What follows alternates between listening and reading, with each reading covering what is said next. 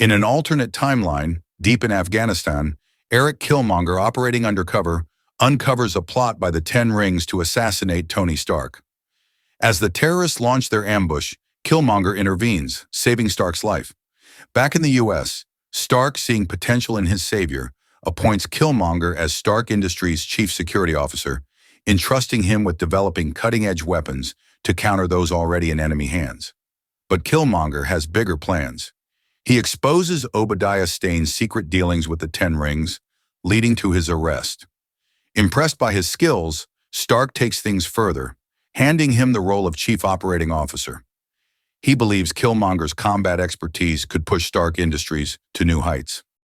Killmonger introduces Stark to his personal project, a combat drone that could replace human soldiers in battle.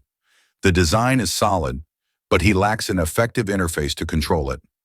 Stark, grateful for his rescue, steps in to help. Together they develop the Stark Liberator drones, integrating JARVIS into their systems for real-time tactical responses. To power them, Killmonger suggests vibranium. Stark initially dismisses the idea, but Killmonger insists, leading them to a known vibranium dealer, Ulysses Klaue. James Rhodes, acting as Stark's military liaison, meets Klaue to negotiate a vibranium purchase. But their deal is interrupted by Black Panther, who arrives to retrieve stolen Wakandan metal. Before T'Challa can act, Killmonger strikes, using a sonic taser to take him down. He then kills Rhodes, leaving the weapon in his hands, framing the US for the death of Wakanda's prince. When Killmonger returns, Stark has already learned the truth from JARVIS. Furious over the deaths of Rhodes and T'Challa, he activates a Liberator drone to eliminate Killmonger. But Killmonger, always a step ahead, destroys the drone using a vibranium spear and turns it on Stark, ending his life. With JARVIS wiped, all evidence of his betrayal vanishes.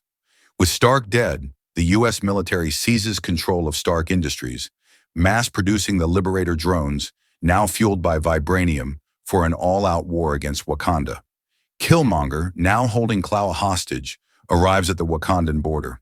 He eliminates Klaue and presents his body as a gift to the Dora Milaje, proving his Wakandan heritage. King T'Chaka welcomes his long-lost nephew, but Princess Shuri remains skeptical of his motives.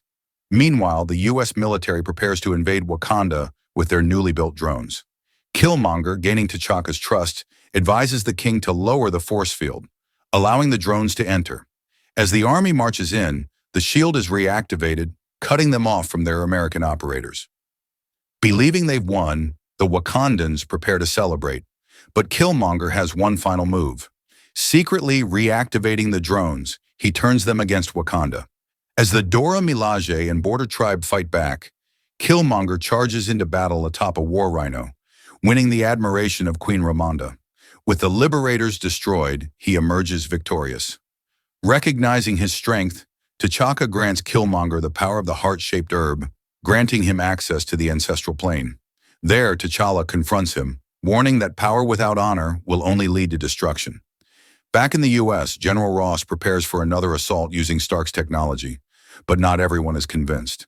Pepper Potts and Shuri, having uncovered the truth behind Killmonger's deception, form an alliance.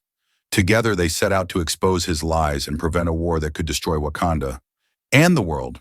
The question remains, can they stop Killmonger before it's too late?